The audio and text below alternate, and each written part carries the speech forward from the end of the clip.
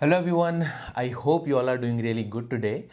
काफ़ी टाइम हो गया है और इस टाइम पे हम देखेंगे जो रिज़ल्ट सीज़न है वो काफ़ी फुल स्विंग पे है और अपनी जो पोर्टफोलियो की मेरी कंपनीज़ हैं, ऑफ कोर्स एक पोर्टफोलियो की कंपनीज़ होती हैं उनका तो जिस दिन रिज़ल्ट आता है, जिस दिन अर्निंग्स कॉल होती है उसके अगले दिन या मैक्स टू मैक्स 1-2 दिन बाद ही मैं सब कुछ कवर कर लेता हूँ। फिर एक कोर वॉच लिस्ट जो मेरी होती है, जो एकदम नज़र में होती है कि अगर जहाँ पे मेरे को साइंस ऑफ इम्प्रूवमेंट लगेगा वहाँ पे मैं पोजीशन बिल्ड करने की सोच सकता हूँ, तो उसको भी मैं बहुत जल्दी ट्रैक करता हूँ अपने लिए। ज़रूरी नहीं है कि उसको मैं आके वीडियो में कवर करूँ, बिकॉज वीडियो बनाने का उतना मुझे टाइम नहीं मिल पाता है। बाकी और वॉच लिस्ट में भी कंपनीज़ होती हैं जो कोर से हटके हैं, उनको मैं धीरे धीरे कवर करता हूँ।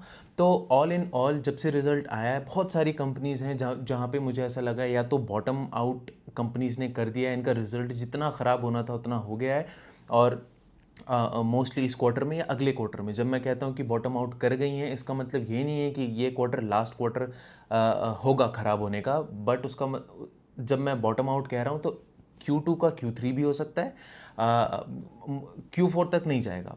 Q2 Q3 एक क्वार्टर इधर इधर कभी भी हो सकता है, उतना ज़्यादा आपको दिमाग नहीं लगाना होता है, अदरवाइज़ आप फंस जाओगे। एक मैंने ट्रेंड नोटिस किया है इन्वेस्टर्स के, जो यंग इन्वेस्टर्स हैं वो, उन्हें बस इतना समझ आता है कि एक टॉप लाइन ग्रोथ होती है, एक बॉटम लाइन ग्रोथ होती है।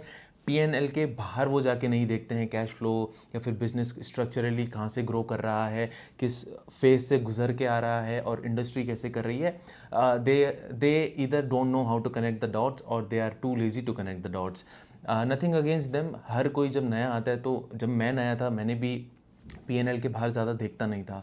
तो 4 कंपनीज़ हैं जो मेरे को अभी लग रही हैं कि as I said bottom out करने वाली है या हो गई हैं। एक तो मैं IDFC की बात करूँगा, IDFC फर्स्ट बैंक की। इस चैनल पे भी ऑलरेडी आई थिंक मैंने 3 बार उसको डिस्कस कर दिया है। पिछले 3 या 4 क्वार्टर्स से बहुत ख़राब परफॉर्म कर रही थी, बहुत ख़राब in the sense bank structurally ठीक है, कोई प्रॉब्लम नहीं थी ग्रोथ वगैरह में, बट एक उसकी ग्रोथ में कहाँ पे प्रॉब्लम आई, MFI के पोर्टफोलियो में, जो उनका 6-7% का हुआ करता था, अब तो 2-3% का उनका पोर्टफोलियो हो गया है MFI का, माइक्रो फाइनेंस का। तो वहाँ से भी उनका जो स्ट्रेस है वो कम हो गया है। Q1 के रिजल्ट भी अच्छे नहीं थे, एक दो इनको सरप्राइज एसेट क्वालिटी में मिला था, negative surprise, and that also took investors by surprise. तो बिल्कुल ऐसा हो गया था, बैंक IDFC का कोई डिस्कशन करता था कि फर्जी है, फेक है, मैनेजमेंट ये है, मैनेजमेंट वो है, and this is very normal. जब कोई कंपनी अच्छा करती है तो बहुत तारीफ होती है उसके हर एस्पेक्ट की, और कोई ख़राब भी कोई पॉइंट है उसका तो वो भी इग्नोर होता है। लेकिन जब वो कंपनी डिलीवर नहीं करती है तो जो अच्छी चीज़ें हैं वो भी नॉइज़ में चली जाती हैं और नॉइज़ बाकी रह जाती है सरफेस के ऊपर, और जो नीचे जो इंपॉर्टेंट चीज़ होती है वो दब जाती है। और आई थिंक जब मैंने Q2 में डिस्कस किया था, तभी भी मैंने आपको ये चीज़ बताई थी जब उन्होंने फंड रेज़ किया था, कि even though I was concerned कि इन्होंने फिर से एक फंड रेज़ किया है, इक्विटी का डाइल्यूशन किया है, बट स्ट्रक्चरली मुझे कोई प्रॉब्लम नहीं दिख रहा है बैंक में। और MFI का स्ट्रेस जैसे जैसे रिसीड होता रहेगा, ख़त्म होता रहेगा, ये बैंक यहाँ से अच्छा ग्रो कर सकता है। और Q2 का जो रिज़ल्ट था वो, मैं ये नहीं बोलूँगा ब्लॉकबस्टर रिजल्ट है, बहुत अच्छा रिजल्ट है, even though I don't like to use that word, solid results, blockbuster result उतना पसंद नहीं है। बट IDFC का अगर आप रिजल्ट देखेंगे तो क्लियरली हमको दिख रहा है यहाँ पे कि उसका बॉटम आउट हो रहा है और काफ़ी अच्छा परफॉर्मेंस था, और मैनेजमेंट ने गाइड किया है कि जो H2 होगा वो Q2 से भी अच्छा होगा। तो यहाँ से एक री रेटिंग की अपॉर्चुनिटी बन सकती है, और ऑलरेडी रनअप आ चुका है IDFC फर्स्ट बैंक में, जब से इसके रिजल्ट आए हैं। अब मैं वीडियो लेट बना रहा हूँ because as I said time नहीं मिल पाता है। सेकंड एक बिजनेस जो मैं डिस्कस करूँगा वो है उज्जीवन स्मॉल फाइनेंस बैंक का। आपको सबको पता है जो स्मॉल फाइनेंस बैंक्स हैं वो काफ़ी स्ट्रगलिंग फेज से गुजर के आ रहे हैं इस टाइम पे। AU ने रिकवरी पहले दिखाना शुरू कर दी थी, इसीलिए आप देखेंगे AU अच्छे प्राइस टू बुक पे ऑलरेडी ट्रेड कर रहा है। बाकी एक्विटास का भी आई थिंक कल रिजल्ट आया था, एक्विटास के भी रिजल्ट में मेरे को परफॉर्मेंस अच्छी लगी है।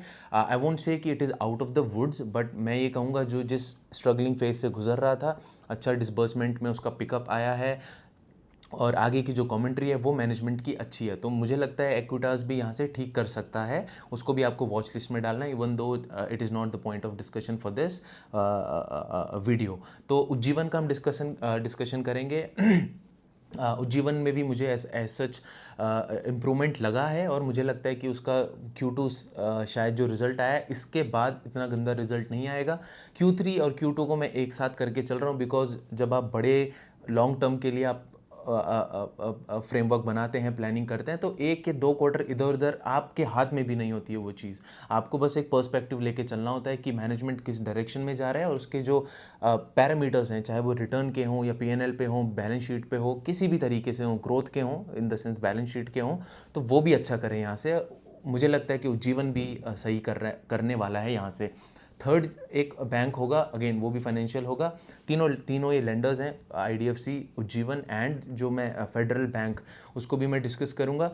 फेडरल बैंक का अगर आप देखेंगे, इवन दो मैंने इस चैनल पे डिस्कस नहीं किया है, बट काफ़ी टाइम जब मैंने फाइनेंशियल कंपनीज़ को डिस्कस किया है इस चैनल पे, अगर आप बहुत पहले से मेरे साथ जुड़े हैं तो मैं उसके बारे में थोड़ा हिंट आपको पहले से दे रहा था कि फेडरल बैंक को आप पढ़ो।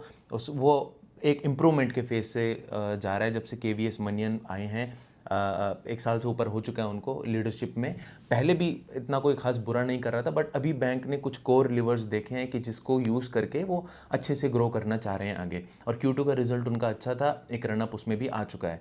बाकी थर्ड है वो नॉन लेंडिंग साइड में है, वो है आदित्य बिरला सन लाइफ, जो उनका एएमसी का बिजनेस है, एसेट मैनेजमेंट। आदित्य बिरला के साथ प्रॉब्लम ये थी कि उनके फंड पिछले 2-3 साल से अच्छा परफॉर्म नहीं कर रहे थे, और एक एक एएमसी का अगर उनके जो फंड्स अच्छा परफॉर्म नहीं करेंगे तो उस बिज़नेस में आप कुछ भी कर लो, हाथ पैर मार लो, आपको किस भगवान के दरबार पे जाना है चले जाओ, वो बिज़नेस अच्छा नहीं करेगा जब तक उसके फंड्स अच्छा नहीं करेंगे। बिकॉज फंड्स अच्छा नहीं करेंगे तो नया इन्वेस्टर उसमें अपना एसआईपी नहीं करेगा, या लंप सम है, या कोई इंस्टीट्यूशन नहीं आएगा।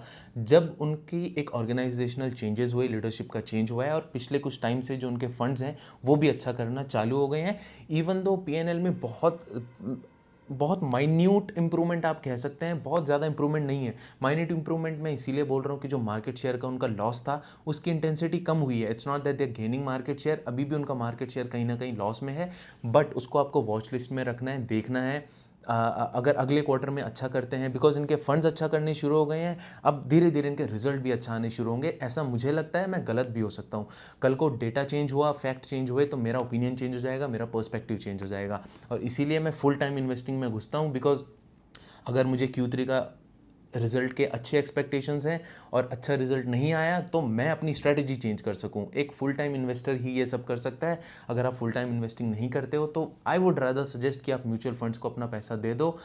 बहुत टाइमली जॉब होती है, मैं ये नहीं कहूँगा बहुत कॉम्प्लिकेटेड होता है। इन्वेस्टिंग बहुत ईजी है, बहुत सिंपल है, but it takes time, it takes your research, you have to read at least 6-7-8 hours every single day.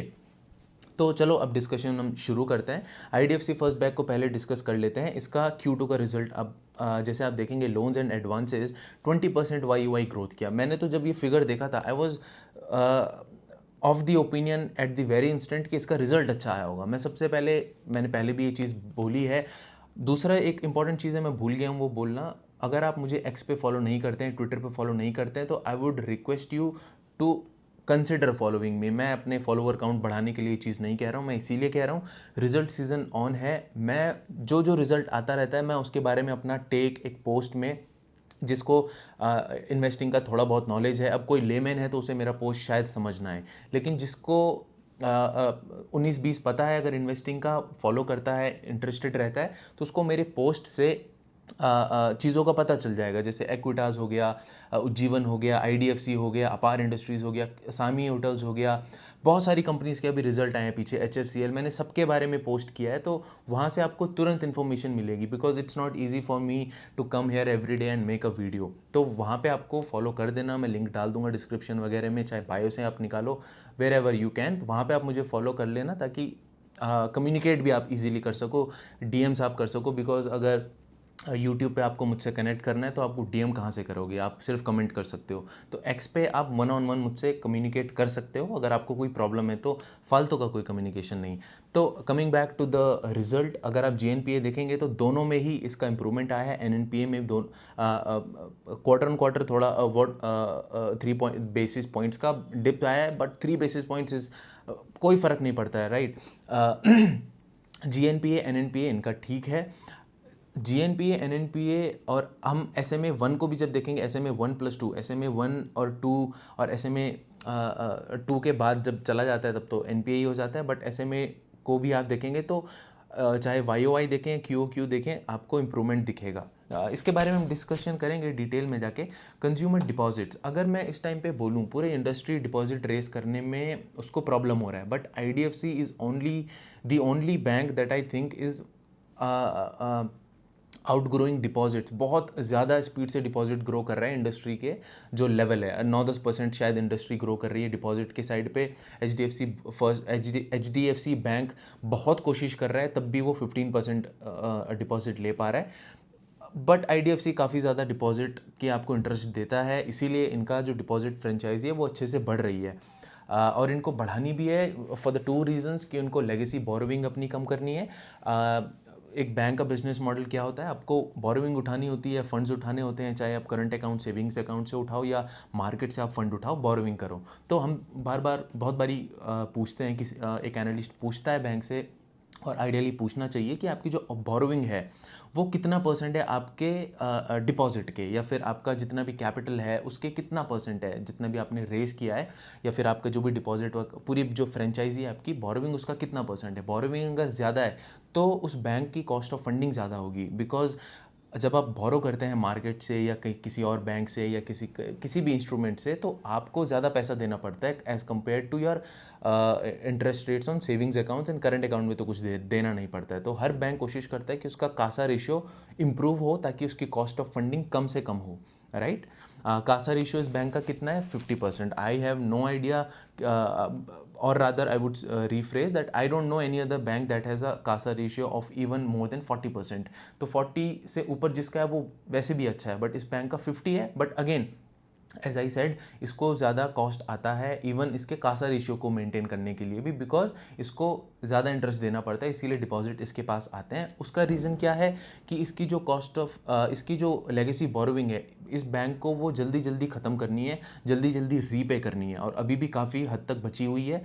तो जब एनालिस्ट ने अर्निंग्स कॉल में क्वेश्चन किया भी था कि आप जैसे हर बैंक जो है इस रेपो रेट के साइकिल में, जो रेपो रेट कट हो रहे हैं, तो अपने सेविंग्स और टर्म डिपॉजिट के रेट्स को भी वो कट कर रहे हैं, तो आपने अपने सेविंग्स अकाउंट के रेट को अभी कट क्यों नहीं किया है? तो उनका यही मानना था, यही कहना था कि हमने अपने टर्म डिपॉजिट को कट कर दिया है, सेविंग्स को हम एज अ लीवर हम 1 साल बाद भी यूज़ कर सकते हैं, वो लीवर कहीं जा नहीं रहा है। क्योंकि अगर ये अभी अपने सेविंग्स के इंटरेस्ट रेट को कम कर देंगे, तो ऑब्वियसली ये उतने अच्छे सेविंग्स अकाउंट से पैसा नहीं उठा पाएंगे, कस्टमर्स इधर उधर चले जाएंगे, तो इनको फिर ज़्यादा हाई बोरोविंग पे फंडिंग उठानी पड़ जाएगी, चाहे टर्म डिपॉजिट से उठाएं या फिर सर्टिफिकेट्स ऑफ डिपॉजिट से उठाएं। तो इसीलिए अभी वो अपनी फंडिंग को मेंटेन करने के लिए, जब तक लेगेसी बोरोविंग्स को इन्होंने ठीक ठाक रीपे नहीं किया, तब तक ये कह रहे हैं, आई डोंट थिंक 1 साल के बाद भी, 1 साल के अंदर अंदर, आई am not very sure, management की थिंकिंग कभी भी बदल सकती है, बट उनके टोन से मुझे ऐसा लगा कि अगले 2-3 क्वार्टर्स में तो ये रेट कट नहीं करेंगे अपने सेविंग्स अकाउंट्स पे। बाकी कॉस्ट ऑफ फंड्स आप देख सकते हैं 6.23 पे है इसका, मिड साइज़ का बैंक है, बड़े साइज से आप कंपेयर नहीं कर सकते हैं। आप इसको फेडरल बैंक से कंपेयर कर सकते हैं, जो कि मैं आगे जाके डिस्कस करूंगा। बाकी निम्स में आपको कंप्रेशन दिखेगा यहाँ पर YOY QOQ, but that is a given, because जब हम एक डिक्लाइनिंग रेपो रेट के इन्वायरमेंट में होते हैं, तो आपकी जो एक्सटर्नल बोरोविंग बेंचमार्क से आपके जो लोन्स लिंक्ड होते हैं, वो आपको तुरंत उसको रिप्राइस करना पड़ता है। हार्डली जब फेडरल बैंक तो अगले दिन ही कर देता है, T+1 उसका होता है। आज RBI ने रेट कट किया तो वो अगले दिन जाके अपने कस्टमर्स के लिए जो वो लोन दे रहा है उसमें भी इंटरेस्ट रेट कम कर देगा। इन बैंक्स का होता है, कोई 3 महीने में करता है, कोई 1 महीने में करता है, कोई 6 महीने में करता है। But IDFC, I am not very sure, but इसका आई थिंक 3 मंथ्स का होता है। तो इसने ऑलरेडी अपने जो एडवांसेस का जिस जिस रेट पे ये लेंड करता है कस्टमर्स को, वो ऑलरेडी इसने कम कर दिया है।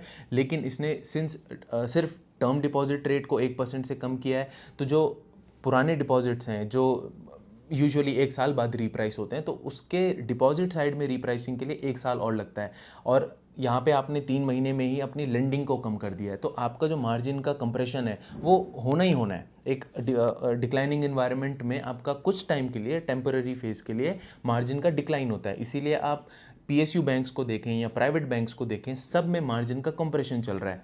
कल इससे पहले एक दो वीडियोस पहले मैंने 3 PSU बैंक्स को भी डिस्कस किया था। बैंक ऑफ इंडिया वो ऑलरेडी चल चुका है, उसमें री रेटिंग ऑलरेडी हो चुकी है रिजल्ट के बाद। बैंक ऑफ बड़ौदा और SBI को भी डिस्कस किया था। बैंक ऑफ बड़ौदा का फ्राइडे को रिजल्ट आया था, काफ़ी अच्छा रिजल्ट है। बैंक ने खुद बोला था मेरे मार्जिन्स को कंप्रेशन आएगा, लेकिन मार्जिन्स को उन्होंने इंप्रूव किया है 2.96 पे। उसके डोमेस्टिक के margins, I think global margins उसके 2.96 पे चले गए हैं, तो that is a good sign. मुझे लगता है मंडे में जो पॉजिटिव रिएक्ट करना चाहिए, और री रेटिंग की अपॉर्चुनिटी वहाँ पे भी मेरे को अभी लग रही है। और एसबीआई का रिजल्ट जब आएगा तब हम उसे देखेंगे। मुझे ऐसा लगता है तीनों बैंक काफ़ी अच्छा करेंगे। This is not a buy और सेल रिकमेंडेशन, ये मेरा पर्सपेक्टिव है। अगर एसबीआई का रिजल्ट ख़राब आया तो बिल्कुल अच्छा नहीं करेगा, थीसिस वहीं पे ख़राब हो जाएगी। बट लॉन्ग टर्म में मुझे फिर भी लगता है कि वो ठीक ही करेंगे, लॉन्ग नहीं मीडियम टर्म में।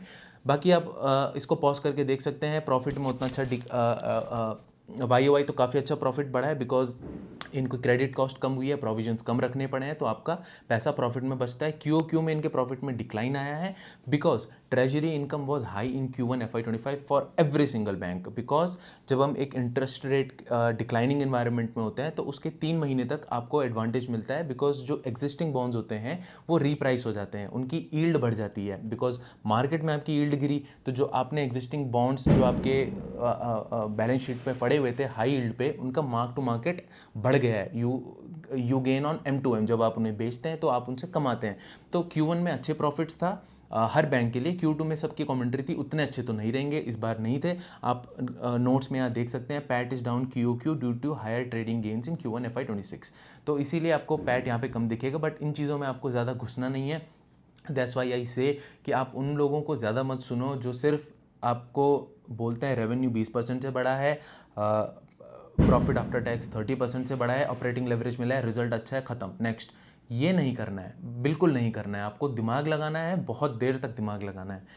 Capital adequacy if you see it is at 14.34%, but it is excluding the capital raise. जो इन्होंने कैपिटल रेज किया था कुछ टाइम पहले, उसके बाद इनकी 16.82 हो जाएगी, and that is on the higher side, so no problem with that.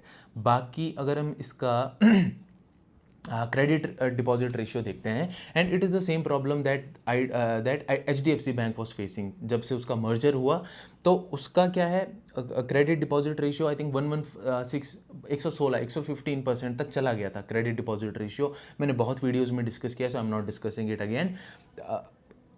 इस बैंक का क्या, आप बेसिकली आपको 80 तक अपना क्रेडिट डिपॉजिट रेशियो रखना होता है। 80 to 85 आप रख रहे हैं तो ओके है, इससे ज़्यादा फिर आपको RBI प्रॉब्लम क्रिएट करेगा। तो इनका अभी कितना है क्रेडिट डिपॉजिट रेशियो, 137% था मर्जर पे, अभी कितना हो गया 94.2। This is also the second reason why IDFC first bank is raising deposits at such a high price, because उसको डिपॉजिट चाहिए। क्रेडिट डिपॉजिट रेशियो कम करने के लिए उसको डिपॉजिट डिनोमिनेटर ज़्यादा अच्छे स्पीड से बढ़ाना है रादर देन क्रेडिट। जब इनका क्रेडिट डिपॉजिट रेशियो ठीक हो जाएगा तो आगे अच्छे स्पीड से ग्रो कर सकते हैं। आई थिंक जिस साइज पे ये बैंक है, I don't think it's problematic for the bank to grow at 20% YOY, और मैनेजमेंट भी ऐसा ही कहता है। और जब आप अगर हिस्ट्री पढ़ेंगे, history in the sense medieval history की मैं बात नहीं कर रहा हूँ, अगर आप कुछ साल पहले भी देखें या देखते आएंगे, तो इस साइज़ का जो बैंक है उसको 20% ग्रो करने में दिक्कत नहीं होती है। हाँ, अगर आप बड़े बैंक की बात करेंगे, फेडरल भी इसी के लीग में आता है। आई डोंट थिंक उसको भी, बिकॉज अभी तो उसके अलग से प्रॉब्लम चल रही हैं, कैलिब्रेशन चल रहा है स्ट्रैटेजी का, तो वो अभी 20% ग्रो नहीं करेगा। बट जिस साइज़ का वो बैंक है, ideally it should have grown at 20%, अगर जो भी उनका कैलिब्रेशन नहीं चल रहा होता है तो।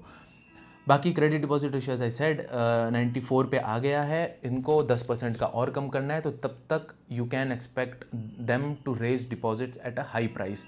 बाकी इंक्रीमेंटल अगर आप देखेंगे एक साल पहले का रोलिंग बेसिस पे, तो September 24 से तो 79% का है। ओके,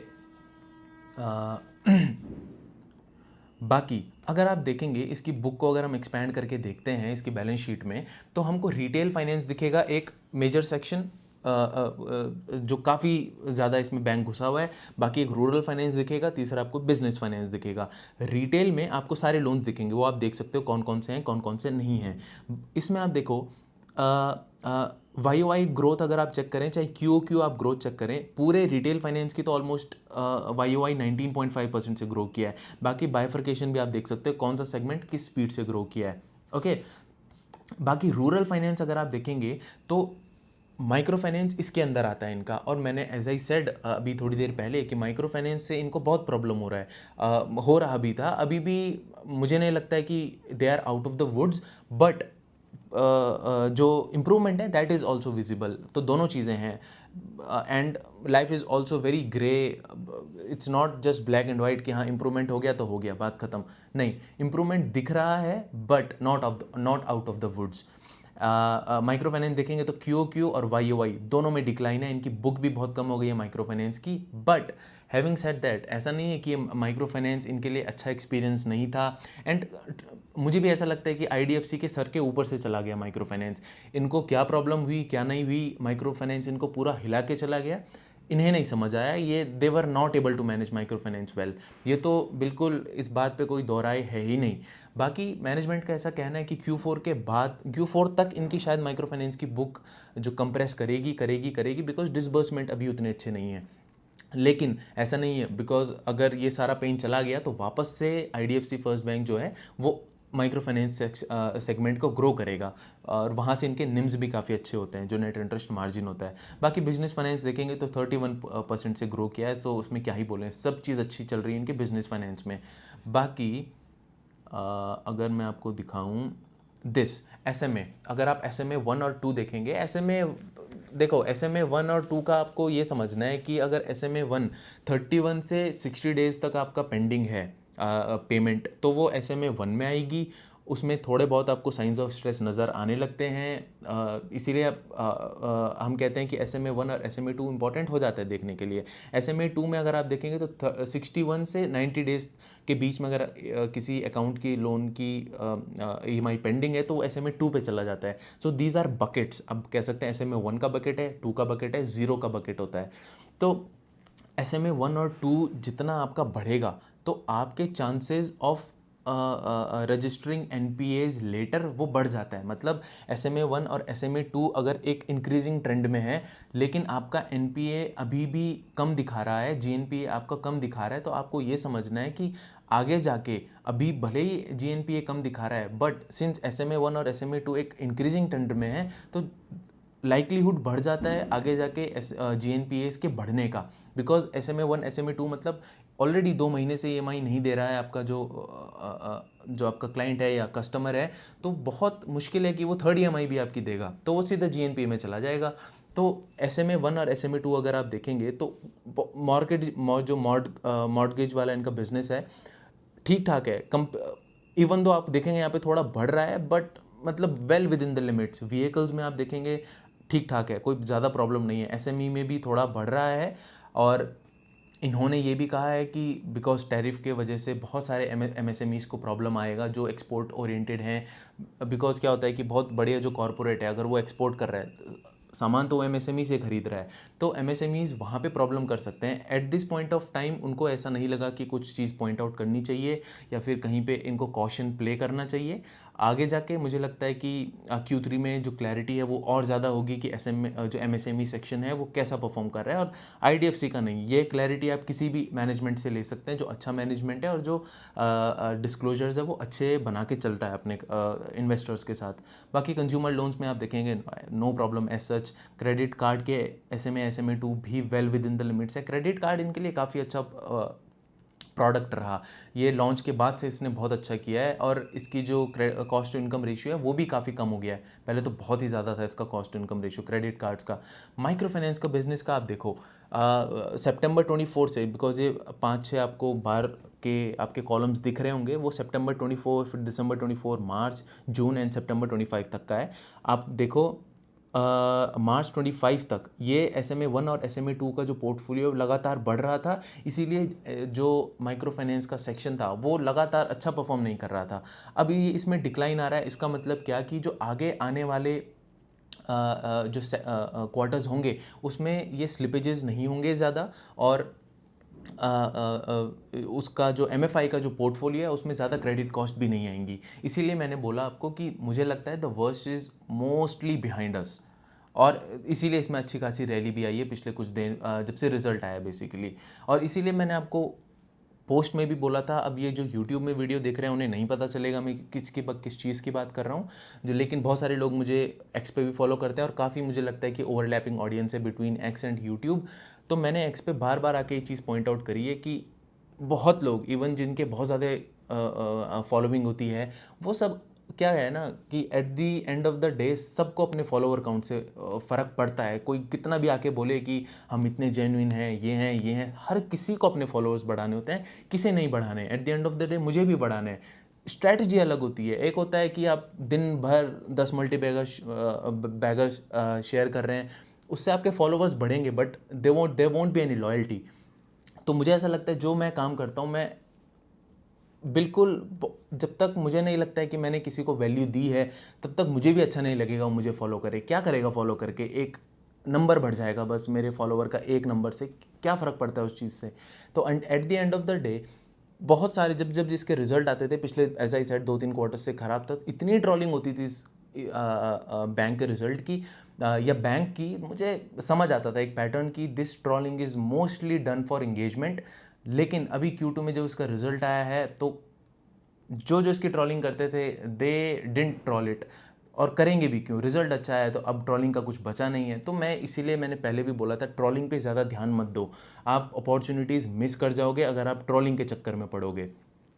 को किसी बहुत अच्छे फॉलोवर काउंट ने अगर ट्रोल कर दिया, इट डजेंट मीन ना कि बिजनेस खराब हो जाएगा उसकी वजह से, और इट डजेंट मीन कि आपको वो पढ़ना नहीं है आगे। तो आपने मिस किया होगा, and I am very sure बहुत लोगों ने मिस भी किया होगा इस चीज़ को। बाकी अगर कलेक्शन एफिशिएंसी हम देखेंगे, तो ये है माइक्रो फाइनेंस की, और ओवरऑल भी इनकी काफ़ी अच्छी है, बट मैं माइक्रो फाइनेंस पे फोकस कर रहा हूँ। तो वापस से इम्प्रूव हुई है, 99.1% पे आ गई है। तो ये चीज़ भी आपको ध्यान देनी है। इसीलिए मुझे लगता है कि this is mostly bottoming out IDFC। अब हम उज्जीवन की बात करते हैं। उज्जीवन को आप देखो, अब उज्जीवन की अगर हम बात करेंगे, तो Q2 FY26 को अगर Q2 पिछले साल से कंपेयर करेंगे, तो उतना अच्छा कंपैरिजन नहीं होगा। देखो, बिकॉज इसका मोस्टली जो पार्ट है वो MFI में भी है। MFI में आगे जाके बताऊंगा। इनके एक तो ग्रुप लोन्स होता है, जो ये बिल्कुल 4-5 लोगों का ग्रुप बनाते हैं। एक लेट्स से 50-60 थाउजेंड उनको दिया, तो आपस में वो बांटेंगे लोन, किसको कितना चाहिए, और सब आपस में गारंटर होते हैं कि एक ने लोन नहीं दिया तो दूसरा उसका गारंटी देगा कि वो लोन देगा। तो ग्रुप फाइनेंस ये होता है बेसिकली। तो इनके ग्रुप लेंडिंग होती है। फिर क्या होता है कि उस ग्रुप लेंडिंग में तो ये 4-5 लोगों को एक साथ लोन देते हैं, लेकिन उन 4-5 लोगों में से एक ने बढ़िया किया, उसने वापस किया लोन, फिर से लोन लिया दूसरे ग्रुप के साथ या सेम ग्रुप के साथ, फिर से उसने वापस किया, फिर से लिया, फिर से वापस लिया। तो 3-4 साइकिल बाद बैंक को भी समझ आता है, उज्जीवन को भी समझ आता है कि ग्रुप लोन में इसको अब लोन देना ठीक नहीं है, इसको हम अपग्रेड करते हैं, इसको हम पर्सनल एक लोन देते हैं, जिसको ये कहते हैं इंडिविजुअल लोन। बट दोनों अनसिक्योर्ड होते हैं, ग्रुप लोन भी, इंडिविजुअल लोन भी। इंडिविजुअल लोन में वही लोग आते हैं जो ग्रुप से कह सकते हैं अपग्रेड होके आए हैं, उनकी क्रेडिट हिस्ट्री अच्छी है, उन्होंने पहले कभी डिफ़ॉल्ट नहीं किया जब उनको ग्रुप लोन मिलते थे। तो अब इसीलिए उनको ये होम इम्प्रूवमेंट लोन है या बिज़नेस के लिए थोड़ा बढ़ाने के लिए लोन है, तो पर्सनल लेवल पे देते हैं, उसमें फिर ग्रुप का कोई खेल नहीं होता है। तो 50 से ऊपर परसेंट अभी भी इनका मोटा माटी MFI का पोर्टफोलियो है। तो इसीलिए YOY देखना ज़्यादा ठीक नहीं रहेगा, बिकॉज पिछले साल सेम टाइम पे बहुत बुरा कर रहा था MFI, और इस साल इंप्रूवमेंट हुआ है। तो आपको QOQ में ज़्यादा ध्यान देना पड़ेगा। तो QOQ आप देख सकते हो, जो I think first, second, third, fourth, fifth जो कॉलम है, उसमें QOQ ग्रोथ आपको दिखेगी। अगर आप YOY ग्रोथ देखेंगे, तो आपको आपको आप रिजल्ट देखना ही छोड़ दोगे, आप बोलोगे ये तो ख़त्म है यार, क्या YOY ग्रोथ है। और बहुत लोग, as I said, young investors इसी में फंस जाते हैं, यार YOY में तो कोई ग्रोथ नहीं है, आपको बिजनेस मॉडल का उतना आइडिया नहीं है, आपको नहीं पता है कि आपको YOY नहीं देखना चाहिए MFI में, लेकिन आप फिर भी देख के और इस बिज़नेस को इग्नोर कर दोगे। बाकी QOQ में आओ, 7% नेट इंटरेस्ट इनकम का ग्रोथ है। नेट इंटरेस्ट इनकम क्या होता है? जैसा एज आई सेड, बैंक का बिजनेस मॉडल होता है लोन उठाना, अपनी फंड उठाना, चाहे वो कासा से हो, करंट अकाउंट, सेविंग अकाउंट से हो, कोई आया है, कासा से हो, या फिर आपके बोरोविंग हो, जो आपने मार्केट से फंड उठाया है या किसी बैंक से आपने फंड उठाया है, उसमें आपको इंटरेस्ट पे करना है, बैंक को इंटरेस्ट पे करना है। लेकिन वही पैसा लेट्स से बैंक ने 6% पे उठाया है और आगे जाके अपने कस्टमर्स को 12-13% पे देगा, तो बीच का जो भी नेट इंटरेस्ट होता है वो कमाता है बैंक, एंड NII उसको हम कहते हैं, नेट इंटरेस्ट इनकम। तो YOY में नहीं देख रहा हूँ, QOQ में देखूंगा तो 7% का ग्रोथ आया है। निम्स में आप क्या करते हैं, जितनी भी आपकी नेट इंटरेस्ट इनकम आई है उसको आप एवरेज एसेट से डिवाइड कर देते हैं, तो आपका नेट निम्स आ जाता है, वो परसेंट में होता है, एक यील्ड टाइप की होती है आपकी। तो वो भी आप देखेंगे तो 21 बेसिस पॉइंट्स का उसमें इंप्रूवमेंट आया है QOQ में। PPOP अगर आप देखेंगे, PPOP बहुत इंपॉर्टेंट एक फिगर होता है फाइनेंशियल कंपनीज के लिए, बिकॉज पी पॉप के बाद आप प्रोविजनिंग करते हैं, प्री प्रोविजनिंग प्रॉफिट, उसको हम कहते हैं पी पॉप। उसके बाद आप प्रोविजनिंग करते हैं, मतलब अगर आपका पी पॉप बहुत अच्छा है, राइट, आपने अच्छा कोर जो आपके ऑपरेशन है बहुत अपने आपने कमाया, बट आपकी एसेट क्वालिटी ख़राब हो रही है, आपके जीएनपीए एनएनपीए के रेशियोज आ रहे हैं, तो आपको प्रोविजनिंग बहुत करनी पड़ती है according to the RBI rules, जो भी इनका इनकर्ड लॉस का मॉडल होता है। तो उसमें क्या होता है, आपका जो फाइनल प्रॉफिट आफ्टर टैक्स बचता है, अगेन टैक्स वैक्स देके जो आपका फाइनल लास्ट लाइन आइटम बचता है लास्ट में आपका पीएनएल का, वो कम हो जाता है बिकॉज आपने प्रोविजनिंग ज़्यादा कर दी। लेकिन आप इसका अगर पॉप देखेंगे, पी पॉप देखेंगे, तो 9.7% क्यू में ग्रोथ आया है, पैट में 18.4% क्यू ग्रोथ आया है। आरओई भी अगर आप देखेंगे, आरओई में आप सब चीज़ें देखो, यहाँ पे Q2 FY26 का आप आरओई देखो, जो करंट क्वार्टर था 1% का था, पिछले साल सेम Q2 में 2.2% का था, और इससे पहले वाले क्वार्टर में 0.8% का था। तो ऑब्वियसली आरओई में भी इंप्रूवमेंट आया है। और आरओई का भी आप तीनों का देखो, 7% करंट आरओई चल रहा है अगर एनुअलाइज्ड का भी देखेंगे। बाकी आप अगर क्यू में देखेंगे तो 6.7% पिछले क्वार्टर का था आरओई, जो 95 बेसिस पॉइंट से बढ़ा है। और इनके FY26 की गाइडेंस आई थिंक 12 से 13% आरओई का है, if I am not mistaken. बाकी एज आई सेड थोड़ी देर पहले आपको जो बाइफिकेशन बताया था मैंने, पॉज करके आप देखो, ज़्यादा टाइम मैं नहीं लगाऊंगा, मैं डिसबर्समेंट में टाइम लगाऊंगा। पिछला है, दो टेबल है, एक है आपको हर सेगमेंट का लोन बुक का साइज बताएगी कि कितना loan of the overall loan book, जैसे ग्रुप लोन्स का ही 38% दिखा रहा है यहाँ पे।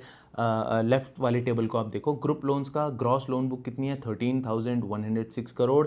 टोटल बुक कितनी है लास्ट में होगी, टोटल बुक है 34,588, उसमें से ग्रुप लोन्स कितने हैं, 13,106, which is 38% of the entire book. Group loans and individual loans जो मैंने थोड़ी देर पहले डिस्कस किए थे, दीज टू आर अनसिक्योर्ड, तो 38 + 16 जो है वो आपका अनसिक्योर्ड में आ रहा है। एक सेकेंड, हाँ। तो बाकी housing, micro, MSME, fig lending जो है, ये सब आपकी आएगी सिक्योर्ड साइड में। तो डिसबर्समेंट आप देखो, वो तो आप पॉज करके देख लो। डिसबर्समेंट आप देखो, क्यू ग्रोथ पे और वाई ग्रोथ पे दोनों में आपको लगेगा कि डिसबर्समेंट अच्छे हुए हैं। ग्रुप लोन्स में भी वाई का ग्रोथ आया है, क्यू का ग्रोथ आया है, और इंडिविजुअल लोन्स में भी क्यू का बहुत ज़्यादा ग्रोथ नहीं है, बट ग्रोथ है, वाई में ठीक ठाक ग्रोथ है, दोनों में 30% ग्रोथ है। अब मैंने पहले भी आपको एक्स पे एक पोस्ट करके शेयर किया है, और बार बार करता रहता हूँ, इनसाइट्स मैं काफ़ी शेयर करता रहता हूँ वहाँ पे। तो पहले मैंने यही किया कि सबसे पहला कोई भी रिजल्ट जब मैं चेक करता हूँ, मुझे पता है कि इस बैंक को प्रॉब्लम चल रहा है, और मेरे को एक इंडिकेशन लेना होता है कि ये बैंक ठीक कर रहा है, क्या ये बैंक अच्छा करना शुरू हुआ है। तो मैं सबसे पहले देखता हूँ डिसबर्समेंट। क्यों? लॉजिक समझो, अगर एक बैंक प्रॉब्लम से गुजर रहा है, उसका मैनेजमेंट अपनी पुरानी जो उसकी क्रेडिट कॉस्ट आई हैं, एनएनपीएस हुए हैं, लोन ख़राब हुए हैं, उसको रिकवरी करने में उसका ध्यान जा रहा है, तो वो बहुत क्रिटिकल हो जाता है ग्रोथ के लिए। वो अपनी ग्रोथ को स्लो करता है, वो बोलता है अपनी जो बैलेंस शीट हमारी पुरानी ख़राब पड़ी है, इसमें जितने दाग धब्बे लगे हैं, इन धब्बों को पहले हटाओ, पहले बैलेंस शीट को क्लीन करो, इसके बाद हम ग्रो करने की सोचेंगे। तो disbursement during that entire cleaning up of the balance sheet phase, your disbursement tend to fall. But the moment your balance sheet or the management thinks that its balance sheet is clean enough to let the management grow, वहाँ से उसके disbursement भी uptick में चले जाते हैं। तो यहाँ पे मेरे को बहुत टाइम बाद अच्छे डिसबर्समेंट दिखे। एक्विटास का भी यही सीन था, जब मैंने कल रिजल्ट देखा मुझे अच्छा लगा एक्विटास का रिजल्ट। अच्छा इन द सेंस मैं ये नहीं बोलूँगा भाई इसने तो सारे पर्दे फाड़ दिए, सब कुछ कर दिया, बहुत ही अच्छा रिजल्ट है, उतना नहीं है, बट इंप्रूवमेंट वहाँ पे क्लियरली दिख रहा है। तो सेम चीज़ डिसबर्समेंट में मुझे दिखी, और इसीलिए स्लाइड मैंने आपको दिखाई कि आप भी किस तरीके से सोच सकते हो। एक तरीका ये सोचने का, बहुत सारे तरीके हैं, this is one of the ways to think about it. बाकी लोन बुक की आप यील्ड देखेंगे तो 22.3% थी पहले, बहुत पहले Q2 FY25 में, अब वो हो गई है 22, और आगे जाके ये लोन की बाकी आप ओवरऑल भी देखेंगे ना, माइक्रो बैंकिंग की लोन बुक की यील्ड मैंने आपको बताई थी, because as I said unsecured और सिक्योर्ड दोनों हैं इनका, और ये फोकस कर रहे हैं सिक्योर्ड साइड में। तो माइक्रो की तो आप देखो 22.3 से 22 आई है, कोई बहुत ज़्यादा फर्क नहीं है, बट सेकंड लाइन को आप जब देखेंगे ओवरऑल को, तो 19% से 17.5% पे आ गई है। क्यों? इसका सेम सिंपल यही कारण है कि एमएफआई के एक्सपोजर को, अनसिक्योर्ड के एक्सपोजर को कम कर रहे हैं, सिक्योर्ड को बढ़ा रहे हैं, एंड सिक्योर्ड में आपको ज़्यादा यील्ड्स नहीं मिलती हैं, इसीलिए आपको निम्स में भी इनके कंप्रेशन दिखेगा, जो कि थोड़ा बहुत आगे एक दो कुछ क्वार्टर्स के लिए और चलेगा, जब तक बेस इनका स्टेबल नहीं होता है। बाकी non bike as I said, micro में इनको 22% का यील्ड मिलता है, नॉन माइक्रो में जो सिक्योर्ड है उसमें इनका यील्ड कितना है, एवरेज 12% का है। And this is what happens across the industry. तो इसमें कोई बहुत हैरान होने वाली बात नहीं है। बाकी आप इनके नए प्रोडक्ट्स देखेंगे, नई नहीं है मतलब यहाँ पे इन्होंने बहुत अच्छे से फोकस करने की कोशिश कर रहे हैं, 30-35% से ग्रो करने की कोशिश कर रहे हैं सिक्योर साइड में। तो एमएसएमई है उसमें, उसमें आप देख सकते हैं एसेट क्वालिटी भी और पार इम्प्रूवमेंट भी, डिसबर्समेंट सब कुछ पॉज करके आप देख सकते हैं। इसमें आपको शायद नहीं पता चलेगा, बट ये बताने की एक बात ये है कि इसमें एक बुक इनकी पुरानी है, एक बुक इनकी नई है। तो old book standard, old book में इनकी काफ़ी ज़्यादा एनपीएज हैं, इसीलिए इस बुक के एनपीए हो या फिर पार हो वो थोड़ा आपको ज़्यादा दिखेगा, बिकॉज इसमें पुरानी बुक भी है। और इनकी जो नई बुक है वो काफ़ी अच्छा परफॉर्म कर रही है। आप उसमें ये जो बार कॉलम का चार्ट है उसमें आप देख सकते हैं कि न्यू बुक का एनपीए बहुत ही कम है, 5 के अराउंड है, और जो न्यू बुक का स्टैंडर्ड है दैट इज़ अराउंड 1880। तो ठीक है, कोई प्रॉब्लम नहीं है न्यू बुक में, लेकिन पुरानी बुक में प्रॉब्लम है। बाकी अगर दूसरा इनका जो लीवर रहेगा वो रहेगा हाउसिंग का लीवर। हाउसिंग में भी ये काफ़ी अच्छा लोन दे रहे हैं, and this is one of the reasons, मैंने पहले भी डिस्कस किया है जब मैं पीएसयू बैंक्स को शायद डिस्कस कर रहा था कि हाउसिंग में मेरा इंटरेस्ट धीरे धीरे ख़त्म हो रहा है, पर्टिकुलरली जो हाउसिंग फाइनेंस की कंपनीज़ हैं जो सिर्फ हाउसिंग कर रही हैं। अब आप आईडीएफसी को पकड़ोगे, एक्सिस को पकड़ोगे, एसबीआई को पकड़ोगे, जिस भी बैंक को पकड़ोगे, इवन आपके जो वेल्थ मैनेजमेंट की कंपनीज है, मोतीलाल ओसवाल का हो या फिर जेएम फाइनेंशियल का हो, ये जो और नुवामा का हो, चाहे ये प्राइवेट इक्विटी बैंक जो नुवामा है वो भी आपका हाउसिंग में घुस रहा है, राइट। आपके बैंक से तो हिस्टोरिकली कंपटीशन रहा ही है, ये स्मॉल फाइनेंस बैंक भी हाउसिंग में एग्रेसिवली आ रहे हैं। तो जो टिपिकली पर्टिकुलरली जो हाउसिंग फाइनेंस की कंपनीज़ हैं, इंडिया शेल्टर है, होम फाइनेंस है, ऑलरेडी इन्होंने अच्छा रनअप दे दिया है। प्राइस टू बुक सबका मुझे लगता है इस टाइम पे अच्छा है, बिकॉज मैं उतना क्लोजली इनको फॉलो नहीं करता हूँ। पहले करता था, मैंने रिटर्न्स बनाए भी हैं इसमें, डिस्कस भी किया है इस चैनल पे जब जब वो पूरा सेक्टर अच्छा कर रहा था। लेकिन मुझे लगता है आगे जाके कोई आउटसाइज्ड रिटर्न इसमें नहीं मिलेंगे। अब जब मैं आउटसाइज्ड रिटर्न कहता हूँ, हाउसिंग की मैं पर्टिकुलरली बात कर रहा हूँ, India shelter home first finance, because ये एक तो ऑलरेडी यहाँ पे रन अप आ चुका है, वैल्यूएशंस आर वेरी रिच। तो यहाँ से मुझे लगता है बस कंपाउंडिंग होगी, आप 12-15 यही रिटर्न बना पाएंगे ईयर ऑन ईयर कोई बहुत अच्छा चमत्कार नहीं होने वाला है, बिकॉज कंपटीशन आप देख रहे हैं हर जगह से। आप वेल्थ मैनेजर्स से हो, वेल्थ मैनेजमेंट की कंपनीज है वो हाउसिंग में आती हैं अफोर्डेबल में, स्मॉल फाइनेंस बैंक अफोर्डेबल में चले जाते हैं, आपके बहुत एनबीएफसीज हैं इतनी सारी, तो आपको थोड़ा बहुत प्रॉब्लम वहाँ पे ग्रोथ का हो सकता है। बाकी अगर आप इसके और नए प्रोडक्ट्स देखेंगे तो व्हीकल फाइनेंस है, पॉज करके आप देख सकते हो यील्ड कितना ये चार्ज करने वाले हैं, एसेट क्वालिटी का इनका टारगेट कितना है, या फिर करंटली एसेट क्वालिटी इनकी कितनी है, गोल्ड लोन है, यील्ड वगैरह आप सब देख सकते हैं, एग्री बैंकिंग है। बाकी ये इनके ट्रिगर्स हैं ग्रो करने के। लास्ट उज्जीवन के लिए लास्ट है डिस्कस, अगर करने के लिए तो मैं बहुत चीज़ें डिस्कस कर सकता हूँ, पर फिर वीडियो जितनी कंपनीज हैं, 4 कंपनीज है तो 4 घंटे का वीडियो हो जाएगा, इतनी चीज़ें होती हैं मेरे पास डिस्कस करने को। बट मैं सारी नहीं करता हूँ, इंपॉर्टेंट करता हूँ बस आपके लिए, स्टार्टिंग पॉइंट के लिए आपको समझ आनी चाहिए। कलेक्शन एफिशिएंसी आप अगर देखेंगे तो group loan and individual loan के एक्स बकेट की अगर आप कलेक्शन एफिशिएंसी देखेंगे, एक्स बकेट की मतलब जो लोन अभी तक सही कर रहे थे, अभी ख़राब नहीं हुए हैं, पहले भी सही कर रहे थे, और इस महीने आप कलेक्शन एफिशिएंसी जब आप कलेक्ट करने गए, आपको 100 रुपये अगर कलेक्ट करने थे, 100 रुपये के लोन्स ऐसे थे जो ऑलरेडी टाइमली पे हो रहे थे, और इस महीने भी आपने 100 रुपये ही उनसे कलेक्ट किए हैं, तो आपकी कलेक्शन एफिशिएंसी 100 की है। एक्स बकेट जो ऑलरेडी पे कर रहे थे, अभी भी उन्होंने इस महीने भी पे किया है, तो इनकी एक्स बकेट कलेक्शन एफिशिएंसी कितनी है, 99.5% पे चली गई है। 1-2 क्वार्टर से उतनी ही थी, मतलब 100 रुपीज़ अगर आपको कलेक्ट करने थे, टाइमली पेमेंट हो रहा था उन 100 रुपीज़ का by different set of customers, तो अभी आप 99.5 कलेक्ट कर पा रहे हो, तो वो आगे जाके स्लिपेज में चला जाता है जो 0.5% बचा। बाकी अगर आप बैंक लेवल पे पूरा देखेंगे, ये तो मैंने जीएल और आईएल का बताया, group loan and individual loan जो इनका अनसिक्योर्ड पोर्शन है, माइक्रो फाइनेंस का पोर्शन है। बाकी बैंक लेवल की अगर आप पूरी देखेंगे, up to 1 EMI plus OD, up to 1 EMI मतलब अभी मैंने एक्स बकेट का बताया कि अभी तक सारी पेमेंट उनकी टाइमली थी, और इस महीने भी आपने कलेक्ट करा तो आपको टाइमली का बताता है X bucket. Up to 1 EMI जहाँ पे आ गया, मतलब ऑलरेडी ऐसे ऐसे कस्टमर्स या तो वो टाइमली पे कर रहे थे या तो उनमें से एक ईएमआई उन्होंने ऑलरेडी मिस कर दी थी, तो उसमें से आप कितना कलेक्ट कर पा रहे हैं, उतना है 98%। 98% ऑब्वियसली ये लो रहेगी आपकी। और इसमें ओडी भी है। ओडी मतलब ओवर ड्यू, जो बहुत पहले 3 महीने पहले या 6 महीने पहले आपने उनसे पैसा लेना था, नहीं ले पाए, एनपीए में डाला। दो जितना भी इनका पीरियड होता है, I am not very sure कि इनका पीरियड क्या होता है एनपीए को करने का, बिकॉज हर किसी का अलग होता है। आप क्रेडिट एक्सिस ग्रामीण का देखें तो आई थिंक वो 60 में ही एनपीए उसको डिक्लेयर कर देते हैं, 30 to 60 में आई थिंक। तो 98% है। ओवर ड्यू वाले का एरियर्स जिसको हम कहते हैं कि एरियर्स भी इसमें इंक्लूडेड है, ओवर ड्यू भी इसमें इंक्लूडेड है। जो पहले छूट गया था अब आया, कलेक्शन के स्कोप में नहीं था वो इस क्वार्टर में, बट पुराना हिसाब था, किसी ने चुकाया, ईएमआई पे करी, तो वो भी इसमें इंक्लूडेड है। और सिर्फ अगर 1 ईएमआई की देखें, up to 1 EMI without including any overdue payment from the past, तो वो और कम हो जाएगा। बिकॉज ऑब्वियसली ओवर ड्यू अगर हम इंक्लूड कर रहे हैं कलेक्शन एफिशिएंसी को दिखाने के लिए, तो ओवर ड्यू का उसमें इम्पैक्ट आता है और आपकी कलेक्शन एफिशिएंसी ऊपर जाती है। लेकिन सिर्फ अप टू 1 ईएमआई हम देख रहे हैं, इसमें कोई ओवर ड्यू नहीं है, तो आपकी थोड़ा डिप आएगा। And you can also clearly see कि 97.2% तक चली गई है, जो ओवरड्यू के साथ 98% थी। बट इम्प्रूवमेंट का ट्रेंड है, आप और ज़्यादा फोकस मत करो, ये तो मैंने थोड़ा डीप में जाके आपको बताया।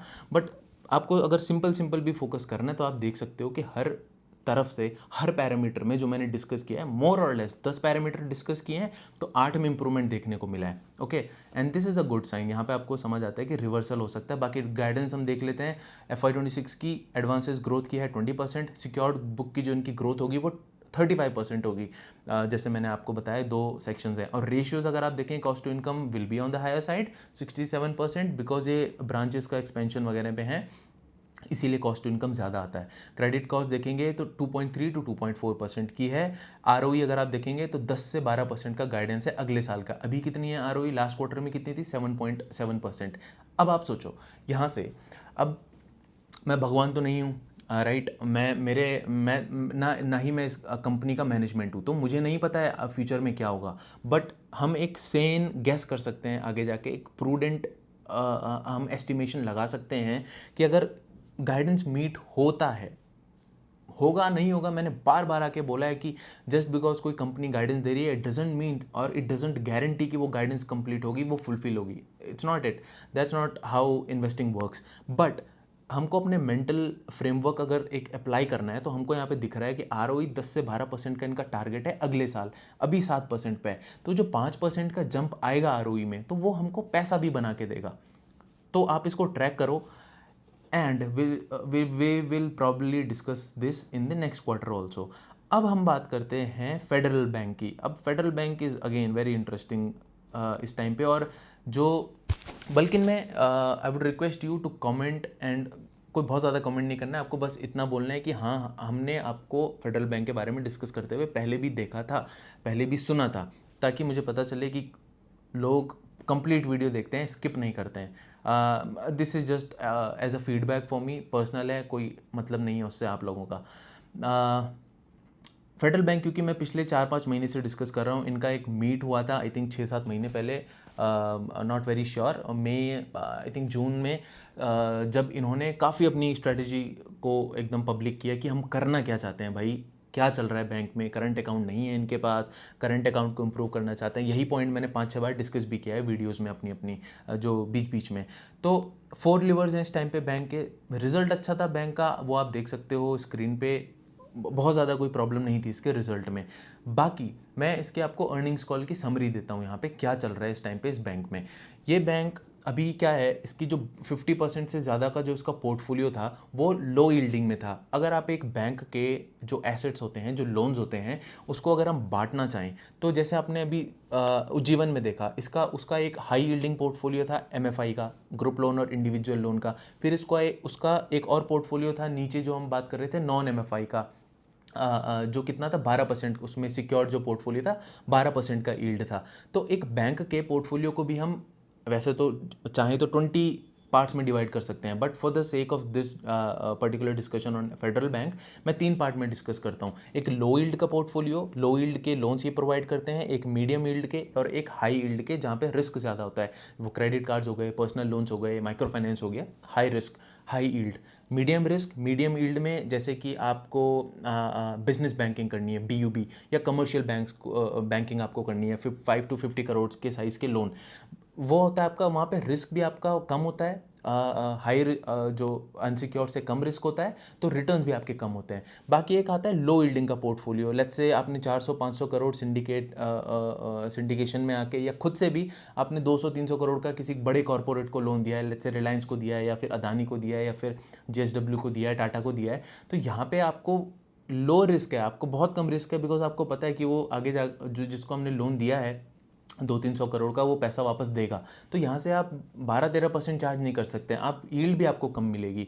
तो इसका जो फेडरल बैंक का जो हिस्टोरिकली पोर्शन रहा है पिछले कई सालों से, तो 50% से ज़्यादा ये लो यील्डिंग में थे।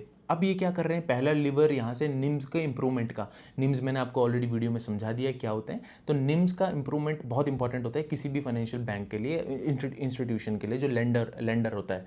तो पहला क्या है इनका निम्स का जो लिवर है, कि जो ये मीडियम यील्डिंग का पोर्टफोलियो है उस पर ये ज़्यादा फोकस करेंगे। लो यील्डिंग से जो प्रोडक्ट्स हैं उसको शिफ्ट करके ये मीडियम यील्ड पे लाएंगे, जिसमें कि बिजनेस बैंकिंग हो गया, लोन्स अगेंस्ट प्रॉपर्टी हो गया, वो मैं आपको स्क्रीन पे दिखा दूंगा कौन कौन से इनके मीडियम यील्ड वाले पोर्टफोलियो हैं। हाउसिंग हो गया, कॉर्पोरेट हो गया, ये इनका sorry housing and corporate low yield वाले साइड में थे।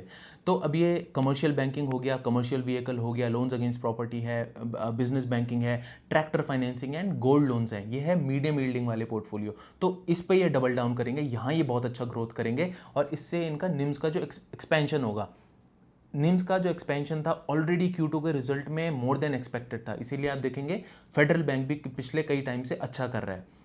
और अगर ये और अच्छा इंप्रूवमेंट करता रहे, बिकॉज यहाँ से मैनेजमेंट की मोटा माटी गाइडेंस यही है कि 1-2 क्वार्टर इधर उधर तो हो जाते हैं, as I always say, but over a period of time, अगर हम 4 क्वार्टर्स बाद इसके रिजल्ट को देखें या 3 क्वार्टर्स बाद इसके रिजल्ट को देखें, तो हमको पता चलेगा कि इसके निम्स में इंप्रूवमेंट आया।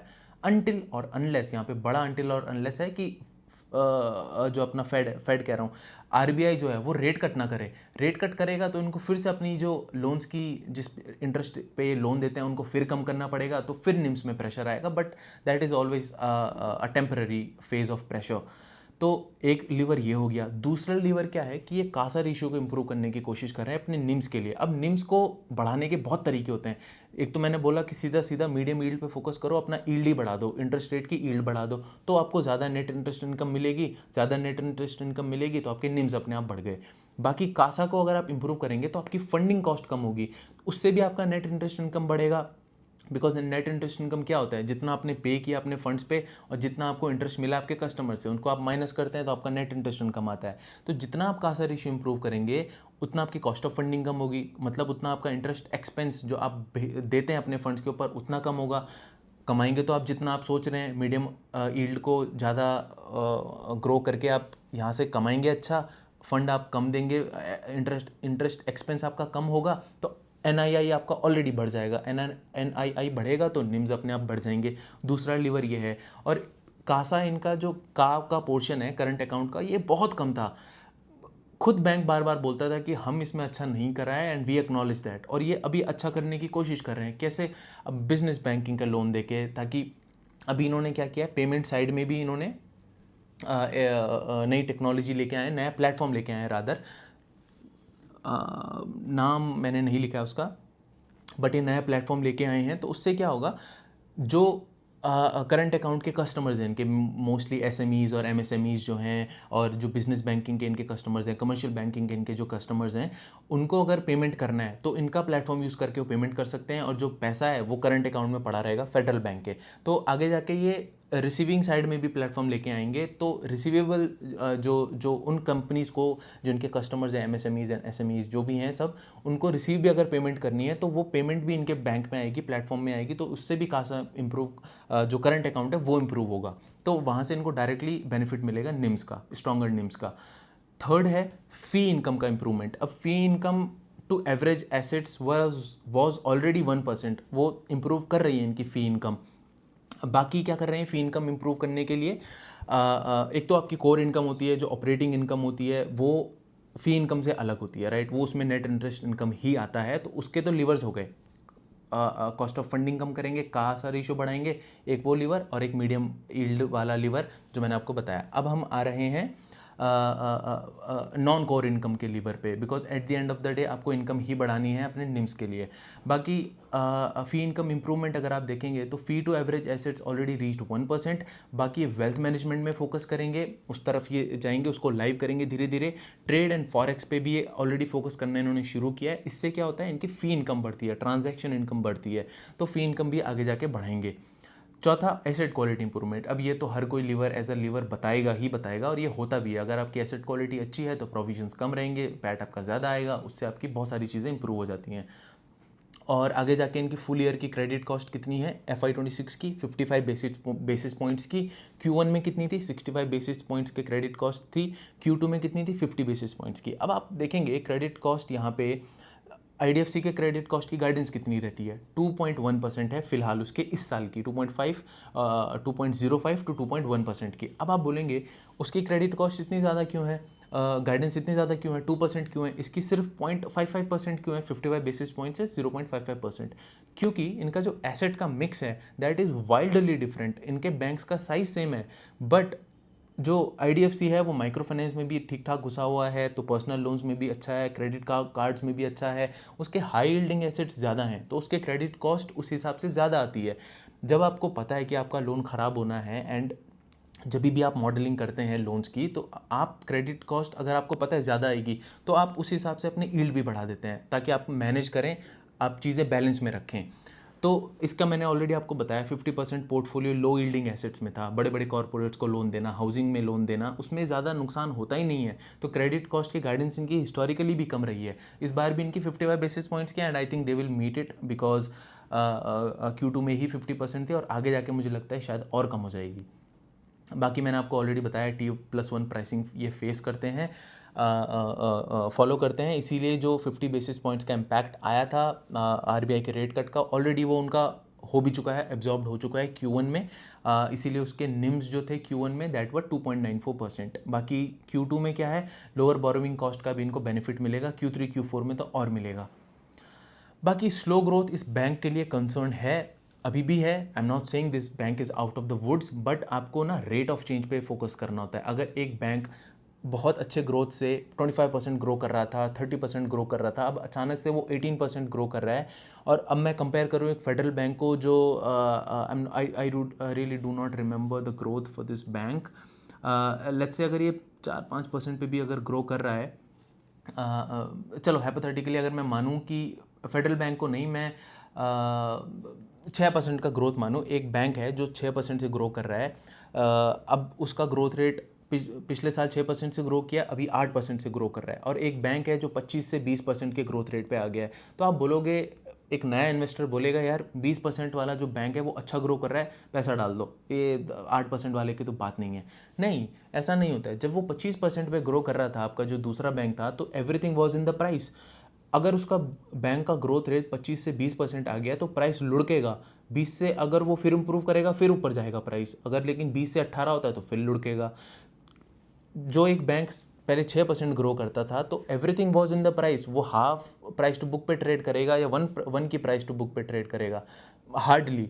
लेकिन जब वो 6 से 8% पे आ रहा है और धीरे धीरे 10% पे जाने की कोशिश करेगा, तो एक से वो 1.5 के प्राइस टू बुक पे ट्रेड करने की हिम्मत रख सकता है या पोटेंशियल रख सकता है। तो आपको इन चीज़ों पे भी ध्यान देना है।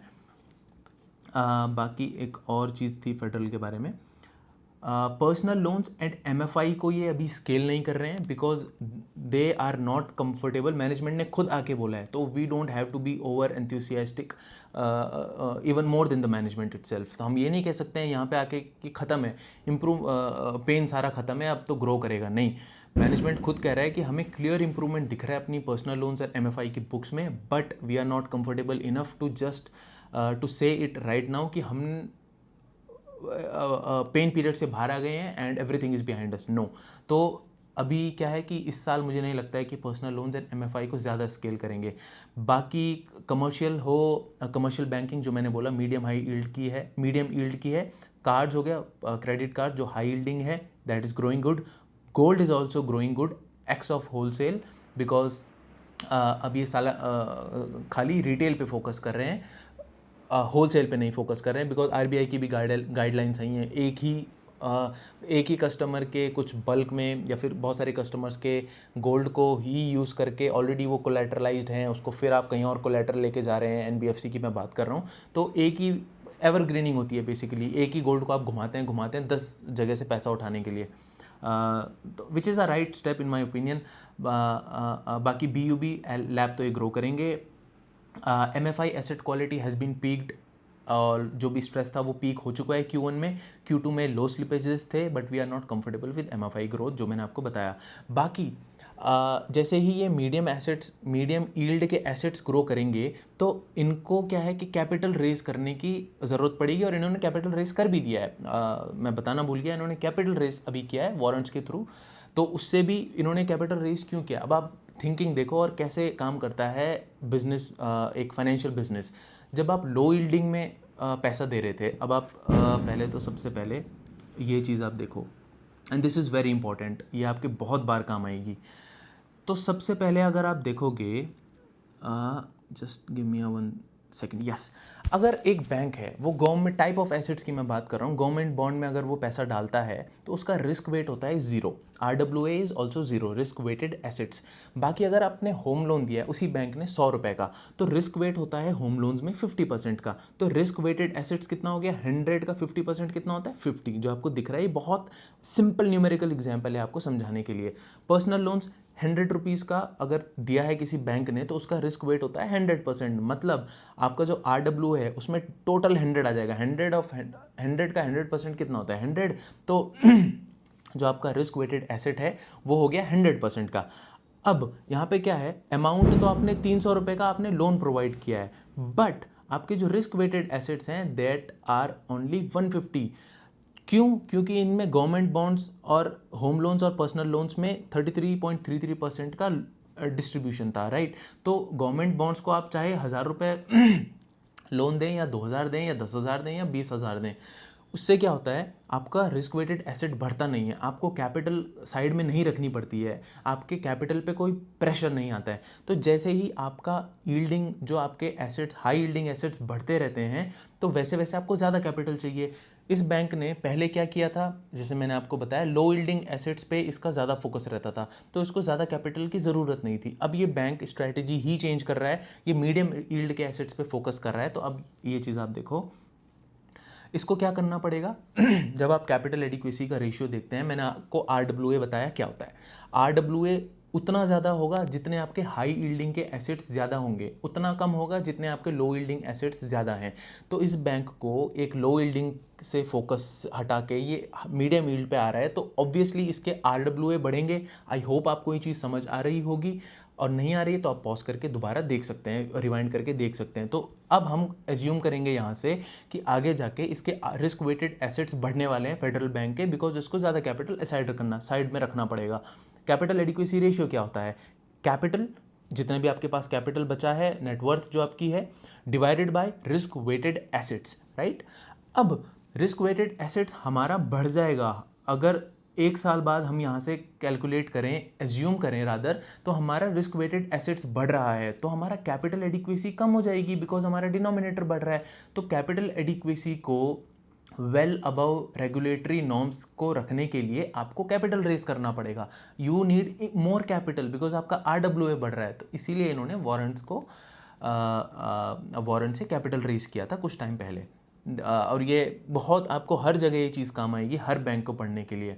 एंड आप, आई रियली होप कि अब आप बहुत अच्छे से कनेक्ट कर पाएँ कैपिटल, जब भी कोई बैंक रेस करता है, या कैपिटल एडिक्वेसी जब भी कोई बैंक अपनी दिखाता है, क्यों दिखाता है, इसका मतलब क्या होता है, राइट। अब लास्ट हम बात करते हैं आदित्य बिरला AMC की। As I said in the beginning, problem क्या थी, इसके फंड्स अच्छा नहीं कर रहे थे, बिल्कुल अच्छा नहीं कर रहे थे। अब इसके फंड धीरे धीरे ठीक करना शुरू करे हैं, as I said leadership changes and all. अब एक चीज़ आपको मैं दिखाता हूँ, एक सेकेंड, ये है Q2 FY26। अगर आप पहले की इसको फॉलो कर रहे हैं, आई एम नॉट वेरी श्योर, मुझे नहीं पता है आप कहाँ से वीडियो देख रहे हैं और कब से इसको फॉलो कर रहे हैं, बट इसकी प्रॉब्लम क्या थी, इसका मार्केट शेयर 8% से फिर 7 पे आया, फिर 6 पे इस बार ही पहुँच गया है। म्यूचुअल फंड का इनका जो AUM है वो 6.14 पे आ गया है। अच्छी बात यह है कि जो बहुत स्पीड से इनका डिक्लाइन हो रहा था इनके AUM में, मार्केट शेयर में, वो अब उतना स्पीड से डिक्लाइन नहीं हो रहा है, but as I said previously also कि कोई गेन भी नहीं है। तो म्यूचुअल फंड का इनका एयूएम है 4.2 लाख करोड़ का, ये बिलियन में है बट इसको आप 2 जीरो और लगा दो आगे, तो 4.25 लाख करोड़ का इनका एयूएम हो गया है। बाकी अगर आप देखेंगे equity AUM, mutual fund AUM का ही पार्ट है इक्विटी एयूएम। अब इक्विटी एयूएम में इसीलिए फोकस करते हैं ज़्यादा और दिखा भी इसीलिए रहे हैं यहाँ पे ज़्यादा, सबसे फर्स्ट वही चीज़ दिखाई है म्यूचुअल फंड के बाद, क्योंकि इक्विटी एयूएम का यील्ड ज़्यादा मिलता है। अब आई थिंक म्यूचुअल फंड से तो आप बहुत फेमिलियर होंगे, आपको वहाँ पे एक्सपेंस रेशियो लगता होगा, जो जब भी जिस भी म्यूचुअल फंड में आप इन्वेस्टेड हैं, तो एक जो म्यूचुअल फंड चला रहा है, इस केस में Aditya Birla, it is your asset management company, your मतलब जो हम डिस्कस कर रहे हैं अभी, तो अगर उसका इक्विटी एयूएम जितना बढ़ेगा तो उतना वो ज़्यादा पैसा कमाएगा, बिकॉज इसका यील्ड कितना होता है, I think 0.65 basis points, sorry 0.65%, हम इसको बेसिस पॉइंट्स में डिस्कस करेंगे through out the video because that is more professional. 65 basis point two 66 basis point को इनका यील्ड मिलता है अपने इक्विटी एयूएम पे, और पहले थोड़ा ज़्यादा मिलता था, बट अब हम इसको कहते हैं टेलीस्कोपिक प्राइसिंग। जैसे जैसे आपका एयूएम का साइज़ बढ़ता है, आपको रेगुलेशंस के हिसाब से अपना जो आपका टीईआर होता है, टोटल एक्सपेंस रेशियो, वो आपको कम करना पड़ता है, उस वजह से आपकी जो यील्ड है वो भी कम हो जाती है। But on a very large AUM अगर आप थोड़ा बहुत बेसिस पॉइंट की यील्ड कम भी करें तो आप कमाते ज़्यादा हैं, बिकॉज आपकी एब्सोल्यूट वैल्यू ज़्यादा है, and this is industry wide phenomenon, तो इसमें कोई घबराने वाली बात नहीं है। इक्विटी एयूएम जितना बढ़ेगा उतना इनका रेवेन्यू बढ़ेगा, उतना इनका इनकम बढ़ेगी, सब कुछ उतना बढ़ेगा। बाकी इंडिविजुअल एयूएम का साइज इसमें कितना है, अब इंडिविजुअल एयूएम और इंस्टीट्यूशनल एयूएम दोनों में फ़र्क होता है। इंडिविजुअल बहुत स्टिकी होता है, तो इंडिविजुअल पे हम थोड़ा ज़्यादा फोकस करते हैं, that is around 2 lakh crore. Passive AUM अगर इनका कितना है, 36,000 करोड़ का। ऑल राइट, पैसिव एयूएम क्या होता है, सबसे पहले तो ईटीएफ। अगर आप पैसिव, जब हम पैसिव की बात करते हैं तो सबसे पहला वर्ड हमारे दिमाग में आता है एक्सचेंज ट्रेडेड फंड। इंडिया में अभी एक्सचेंज ट्रेडेड फंड का ही जो जो कह सकते हैं कि ट्रेंड है, वो अभी बहुत इन्फेंसी में है, बहुत नया नया है, चल रहा है, चलेगा। जबकि आप अगर यूएस में देखेंगे तो वहाँ तो ईटीएफ बहुत ही ज़्यादा फेमस है, चाहे वो वैंगार्ड का हो जिसको हम वीओओ के नाम से देखते हैं, या ब्लैक रॉक का हो, या एसपीवाई का हो, एक आई शेयर्स करके आता है वहाँ पे ब्लैक रॉक का, तो वो भी काफ़ी बहुत फेमस है, बहुत ही ज़्यादा फेमस है। और वहाँ पे अगर आप देखेंगे वैंगार्ड है, ब्लैक रॉक है, ये सब एसपीवाई, ये सब क्या कर रहे हैं, अपने एक्सपेंस रेशियो को कम से कम कर रहे हैं। वैंगार्ड ने तो इतनी ज़्यादा अपनी प्राइसिंग को कम कर रखा है इस टाइम पे, बहुत कंपटीशन दे रहा है, बिकॉज इनका भी बहुत ज़्यादा पैसा लगता नहीं है, और इन्वेस्टर्स को पसंद इसीलिए आता है बिकॉज पैसिव में ईटीएफ्स वगैरह में इनको बहुत ज़्यादा पैसा नहीं देना पड़ता है कस्टमर्स को, इसीलिए बहुत फेमस हो गया है ये, एटलीस्ट यूएसए में। और इंडिया में भी जब मैं सुनता हूँ जो बिज़नेस के लोग हैं, जो पर्टिकुलरली इस इंडस्ट्री के लीडर्स हैं या बहुत अच्छा नॉलेज रखते हैं, जब भी मैं उनके इंटरव्यूज़ देखता हूँ या सुनता हूँ उन्हें, तो एक वो भी इस ट्रेंड को कहते हैं कि ईटीएफ यहाँ पे भी आएगा, पैसिव इन्वेस्टिंग यहाँ पे भी होगी, हो रही है। आप देखेंगे डिफेंस के फंड्स निकल के आते हैं, डिफेंस थीमेटिक फंड्स निकल के आते हैं, मोमेंटम फंड्स निकल, इनका खुद का एक मोमेंटम फंड है, तो वो सब एक होता है कि अंडरलाइंग इंडेक्स को आप ट्रैक कर रहे हैं, तो बहुत ज़्यादा उसमें खर्चा नहीं होता है, तो पैसिव एयूएम का भी इनका धीरे धीरे ग्रोथ बढ़ेगा। बाकी टोटल ऑल्टरनेट एयूएम, अब ऑल्टरनेट में क्या है, आप म्यूचुअल फंड, इक्विटी, डेट, इन सब से हटा के जब आप कोई भी अगर आप पैसा डाल रहे हैं तो वो ऑल्टरनेट में डालते हैं। ऑल्टरनेट में इन्वेस्ट करने के लिए आप एच पे ज़्यादा जाते हैं, फैमिली ऑफिसेस पे ज़्यादा जाते हैं। यूजुअली हम जैसे लोग जो रिटेलर्स होते हैं उतना उनको एक्सपोजर नहीं हम पसंद करते हैं ऑल्टरनेट्स का, कोई करता है कोई नहीं करता है। तो 35,000 करोड़ का, अगेन बिलियन में 2 जीरो आपको ऐड करने हैं। टोटल ऑल्टरनेट ईवीएम है 35,700 करोड़ का, उसमें से पीएमएस एंड एआईएफ है इनका 30,000 का। रियल स्टेट है 600 करोड़ का, और ऑफशोर है इनका 4,800 करोड़ का। और टोटल ऑल्टरनेट का ये बाइफर्केशन है। तो पीएमएस और एआईएफ इनका जो कुछ टाइम पहले था वो उतना ज़्यादा नहीं था, कम था। इनको पिछले कुछ एक साल पहले मिला है ईएसआईसी का मैंडेट, जो इंश्योरेंस स्टेट का इंश्योरेंस है उसका जो मैंडेट मिला है, मतलब जो भी उनके पास पैसा आता है, आदित्य के पास आया सारा नहीं, बहुत बहुत सारे लोगों को मिला है, तो उसमें से आदित्य को भी मिला है 24,000 या 28,000 के अराउंड। तो ये डेट के साइड में उस पोर्टफोलियो को मैनेज करेंगे फॉर ईएसआईसी। बहुत ज़्यादा यील्ड उसमें नहीं है। मुझे लगता है कि ये जो स्टेप लिया है आदित्य बिरला ने वो इसीलिए लिया है ताकि इनकी थोड़ा इमेज अच्छी इंप्रूव हो, बिकॉज ये थोड़ा बैड फेज से निकल के आ रहे हैं। और जब आप गवर्नमेंट का पैसा मैनेज करते हैं तो आपको क्रेडिबिलिटी यहाँ से मिलती है। बाकी इनको अभी करंटली Q2 में आके इन्होंने बोला था कि EPFO का भी इनको मैंडेट मिला है। लोग पटाखे फोड़ रहे हैं आज बहुत ज़्यादा। EPFO का भी इनको मैंडेट मिला है। अब EPFO का जब इनको मैंडेट मिला है तो अब हमें नहीं पता है कि कितना कैपिटल आएगा। आई थिंक 30,000 करोड़ का इन्होंने बोला था। आप अगर एक बार देख ही लेता हूँ, रुको। हाँ, इनका वो नहीं है कि कितना आएगा, बट डेट साइड में है EPFO का, तो वो भी हमको देखना पड़ेगा। उसमें भी ये कह रहे हैं कि that will be cost neutral. आप सोच रहे हो कि अगर लेट्स से 20,000 करोड़ भी आता है तो वो पैसा ये कॉस्ट न्यूट्रल में मैनेज कर रहे हैं, हार्डली कोई यील्ड कमाएंगे उसमें, बट उसका एक रेपुटेशनल इम्पैक्ट होता है। एक ESIC और EPFO दोनों का जब आप पैसा मैनेज करेंगे तो थोड़ा इम्पैक्ट पड़ता है आपको कि यार आप गवर्नमेंट का पैसा मैनेज कर रहे हैं। तो उस वजह से आपको दिखेगा काफ़ी अच्छा 8x जंप आया, बट कोई ये ऑर्गेनिकली नहीं है। ESIC और EPFO को तो अभी पैसा आया नहीं है, तो नेक्स्ट फ्यू क्वार्टर्स में आपको दिखेगा जो PMS AIF का पोर्शन है वो और ज़्यादा हो जाएगा। बाकी अगर मैं इंडस्ट्री की बात करूं तो इंडस्ट्री का तो हम सीधे सीधा अर्निंग्स कॉल से ही देख लेते हैं, वहाँ पे काफ़ी अच्छा तरीके से समझाते हैं। क्वार्टरली एवरेज AUM कितना है? 77.13 लाख करोड़। 16% से ग्रो कर रही है इंडस्ट्री। इस फिगर को आपको ध्यान रखना है। 16% से AUM जो म्यूचुअल फंड का है वो ग्रो कर रहा है। इस क्वार्टर में ग्रो किया Q2 में। इसका कितना है अब आप देखो, 16% से ग्रो किया। अब आप देखो आदित्य बिरला का म्यूचुअल फंड कितने से ग्रो कर रहा है? 11% से। तो अभी भी ये इंडस्ट्री के ग्रोथ रेट से कम ग्रो कर रहा है, तो बहुत अट्रैक्टिव तो नहीं है। मैं अगेन आई थिंक थर्ड या फोर्थ टाइम ये बता रहा हूँ, this company is not out of the woods. मैं आपको बस ये कह रहा हूँ अपने दिमाग में रखो, कोर पोर्टफोलियो में डालो, बिकॉज इनके फंड्स अच्छा करने शुरू करें and we will never know कि ये कब अच्छा परफॉर्म भी करना शुरू करेंगे। ठीक है, तो वो चीज़ आप देखो। Equity AUM of the entire mutual fund, equity AUM, सिर्फ हम इक्विटी AUM को अगर देखें तो 7% YOY का ग्रोथ आया है। Not very good, I wouldn't say it is very good.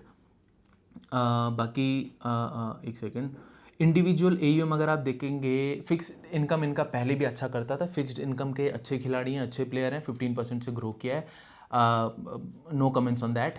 Individual AUM अगर आप देखेंगे सिर्फ 2% से ग्रो किया है, सिर्फ 2% से। इंडस्ट्री का इंडिविजुअल AUM कितना ग्रो कर रहा है? यहाँ पे आप देखो, in in third last line, individual average AUM for industry grow by 12% year on year. ये कितना ग्रो कर रहे हैं? सिर्फ 2%। Not a good sign. Institutional 20% से। B30 मतलब beyond tier 1 tier 3, beyond tier 30 cities से 5% का इनका AUM ग्रो किया है।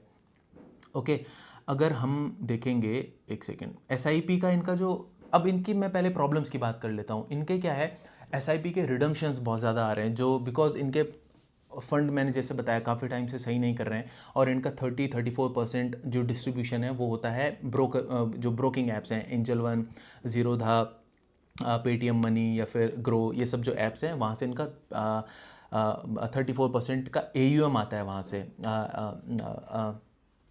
SIP का रादर आई वुड से। तो SIP का जो जितना भी, लेट्स से इनकी सितंबर क्वार्टर में 1100 करोड़ की SIP आई थी। SIP का portion of the total industry का कितना था? टोटल इंडस्ट्री की SIP जो आई थी सितंबर क्वार्टर में Q2 में, वो थी 29,000 समथिंग, तो 30,000 करोड़ आप मान सकते हैं। इनका कितना था? 1100 करोड़, लाइक 3.6 to 3.7%। पहले इनका 4% से ऊपर रहता था। तो वही प्रॉब्लम है कि 3.6% का मार्केट शेयर है इनका। अब यहाँ से ये और नीचे जाएगा तो थीसिस ख़राब हो जाएगी इस कंपनी के लिए। लेकिन अगर वो 3.6 3.7 से बढ़ के, लेट्स से इंडस्ट्री का एवरेज, अगर इंडस्ट्री का अगर SIP 30,000 रहता है लेकिन इनका 1,500 हो जाता है, फिर धीरे धीरे इंडस्ट्री अगर 32,000 पे आती है, इनका 2,000 कुछ का SIP हो जाता है। तो अगर 4.5 4.6 धीरे धीरे 3.6 3.7 से अगर ऊपर ऊपर जाते रहेंगे मार्केट शेयर में, तो वो अच्छी चीज़ है, ठीक रहेगा वो। बाकी एक ये इनके प्रॉब्लम है। बाकी स्क्रीन पे आप देख सकते हो, यहाँ पे इनके ये 5 या 6 फंड्स हैं, इसके ऊपर ये बहुत ज़्यादा फोकस कर रहे हैं। और इन फंड्स की इम्प्रूवमेंट, आप चाहे जो भी आप ब्रोकिंग का ऐप यूज़ करते हैं, आप इस फंड का नाम चेक करो, उसमें आप देखो कि उसकी परफॉर्मेंस कैसी है। ऐसे ही होती है रिसर्च।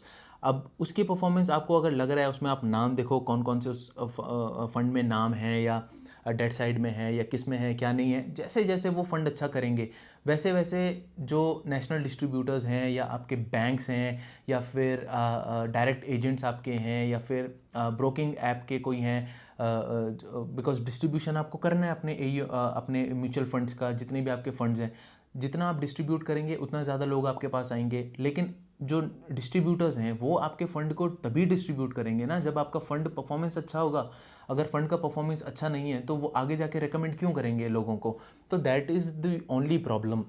जब फंड ख़राब करता है तो आप कुछ भी कर लो, मैंने आपको बताया था, आप कहीं भी जा लो, किसी भी भगवान पे जा लो, कुछ नहीं हो सकता है, वो एएमसी ख़राब ही करेगी। लेकिन आपका फ़ंड जब अच्छा करना शुरू करता है तो आपकी एएमसी फिर अच्छा करने का पोटेंशियल रखती है। तो वही चीज़ मैंने आपको बताई कि वही चीज़ आपको ध्यान रखनी है। बाकी इम्पॉर्टेंट चीज़ इतना कुछ होता नहीं है। देखो एएमसी का बिज़नेस तो खाली कुछ नहीं होता है यार, फंड वगैरह ही बेचते हैं ये, तो इतना ज़्यादा कुछ मेरे पास बोलने के लिए इस टाइम पे है नहीं इसमें। अननेसेसरी फिर वीडियो को भी मेरे को लंबा नहीं करना है। बाकी इनकम स्टेटमेंट वगैरह आप देख सकते हो, मैंने बहुत जो इंपॉर्टेंट चीज़ें होती है वो सारी मैंने आपको बता दी हैं, क्या क्या चल रहा है क्या, इसलिए आप अर्निंग्स कॉल इनकी खोल के देखेंगे 14-15 पेजेस की होती है, बहुत जल्दी ख़त्म हो जाती है, वो है ही नहीं बिज़नेस में कुछ, यही है जो मैंने आपको बताया। तो यही पॉइंट्स हैं, आप देखो समझो, कोई प्रॉब्लम है चारों कंपनीज़ को लेके आप मुझे डीएम्स कर सकते हो, कमेंट कर सकते हो यूट्यूब में, wherever you want, and I will be happy to help you. I will keep this video till here only, and I will see you in the next video. Hoping to see you soon. Thank you.